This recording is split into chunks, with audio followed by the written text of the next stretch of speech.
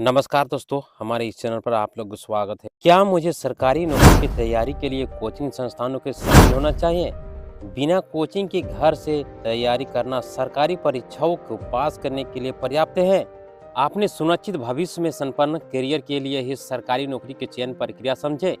पात्रता मानदंडों की पूरा जानकारी ले, सिलेबस के मूल्यांकन करें, तैयारी रणनीति रूपरेखा बनाएं, लक्ष्य निर्धारित समय रेखा के तैयार करें, तैयारी के लिए है अध्ययन सामग्री इकट्ठा करें, रिवीजन नोट्स तैयार करें, मॉक टेस्ट और प्रीवियस ईयर पेपर का अभ्यास करें, पिछले वर्ष के चयनित अभ्यर्थियों के इंटरव्यू को देखा और नौकरी की सफलता के लिए संपर्क और अपना मास्टर प्लान बनाते हुए निम्नलिखित बातों पर ध्यान रख सकते हैं। अपनी ताकत और कमजोरियों के आधार पर विषय को अलग करें। इसके अलावा परीक्षा के लिए सिलेबस महत्वपूर्ण विषय को चयनित करें।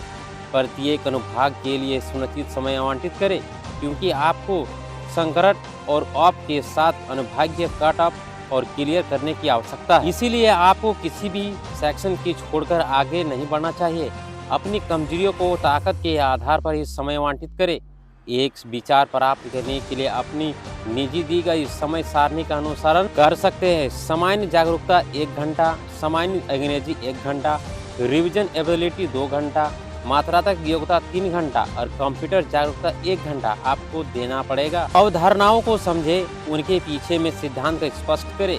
किसी भी विशेष विषय को पूरा कर लेने के बाद उदाहरणों को देखें और पर्याप्त प्रश्नों का अभ्यास करें। आपकी तैयारी किसी स्तर की है यह देखने के लिए ही नियमित टॉप मॉक टेस्ट ले। मॉक टेस्ट के परिणामों का विश्लेषण करें और अपनी ही गलतियों को कमजोरियों को काम करें। नियमित रूप से उन अवधारणाओं का ही पुनरीक्षण करें जिनके बारे में आप ही आत्मविश्वासी और किसी भी सरकारी नौकरी की तैयारी करने के उसमें सफलता पाने के लिए पहले उस परीक्षा के चयन प्रक्रिया के विवरण जानना आवश्यक है। उम्मीदवारों को चयन प्रक्रिया शामिल चरणों की ध्यानपूर्वक समझना चाहिए और उसी के अनुसार अपनी तैयारी की रणनीति बनाना चाहिए।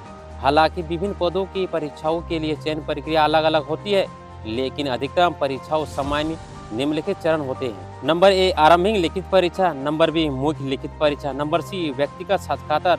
नंबर डी, शारीरिक चिकित्सा परीक्षण। नंबर ई, दस्तावेज सत्यापन। अधिकांश परीक्षाओं में चयन प्रक्रिया अलग अलग चरण की उपस्थित होने के लिए प्रत्येक चरण को पास करना अनिवार्य होता है।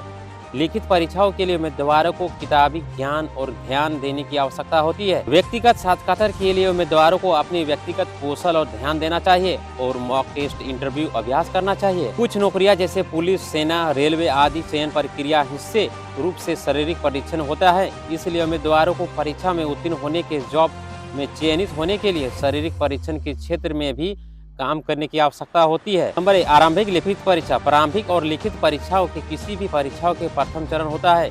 इसे चरण की अर्हता के चरण भी कहा जाता है। प्रत्येक सरकारी परीक्षा लाखों की संख्या में छात्र भाग लेते हैं, लेकिन अगले चरण के लिए ही केवल ही आगे बढ़ पाते हैं जो कि प्रारंभिक परीक्षा में पास कर पाते हैं। इसी कारण किसी प्रतियोगिता परीक्षाओं के यह महत्वपूर्ण चरण होता है।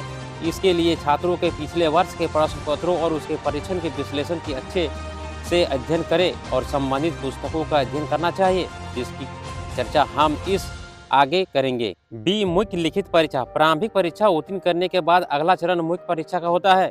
हालांकि यह चरण सभी परीक्षाओं के लिए अनिवार्य नहीं है। यह यूपीएससी, राज्य सिविल सेवा, बैंक पीओ, एसएससी, सीजीएल आदि परीक्षाओं में शामिल होता है।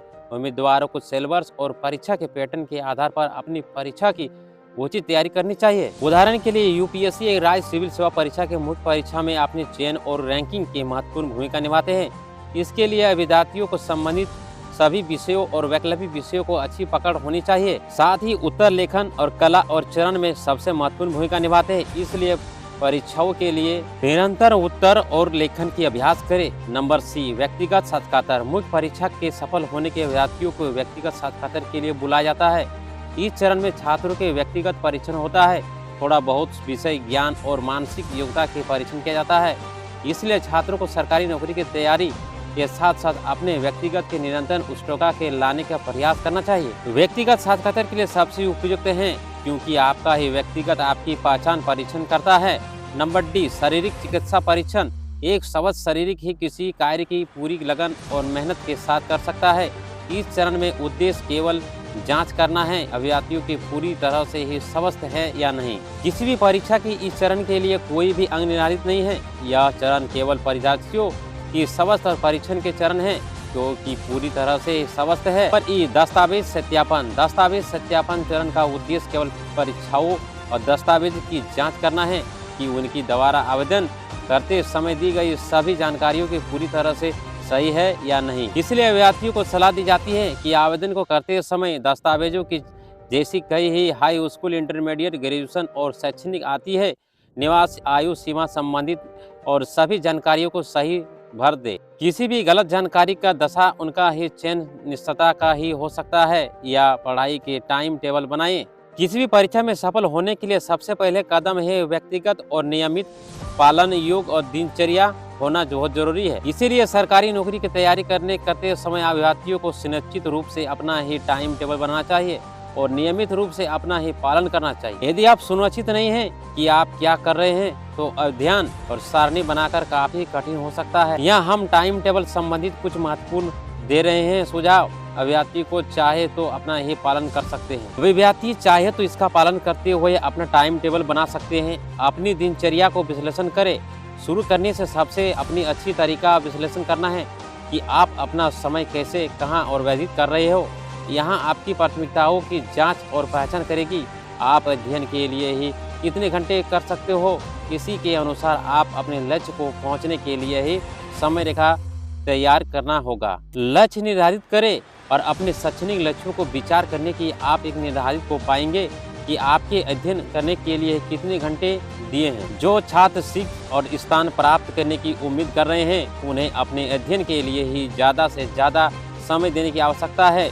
समय सीमा और महत्वपूर्ण तिथियों की सूची बनाएं और एक अध्ययन समय सारणी के साथ साथ शुरू करने से पहले आवश्यक है कि आप समय सीमा और किसी भी महत्वपूर्ण कार्य को पहचान करते हुए उसके समय प्रबंधन करें। एक प्रारूप तैयार करें, अपने सेट टाइम फॉर्मेट बनाएं। अपने अध्ययन के लिए ही प्रारूप तैयार करें कि किस विषय को कितना समय देंगे, उसी अनुसार आप पढ़ाई करें। इसके लिए आप कागज और डिजिटल समय की सारणी दोनों का ही उपयोग कर सकते हैं। रिवीजन करते रहिए। टाइम टेबल बनाते समय यह विशेष रूप से ध्यान देना चाहिए कि पूरे दिन भर में क्या पढ़े और कौन सा टॉपिक पढ़े। रिवीजन के लिए अलग अलग समय जरूर दें, क्योंकि बिना रिवीजन का आप पढ़ाई के अच्छे अपेक्षित परिणाम नहीं मिलेंगे। इसके साथ ही आप टेस्ट के लिए ही अलग अलग समय निर्धारित करें।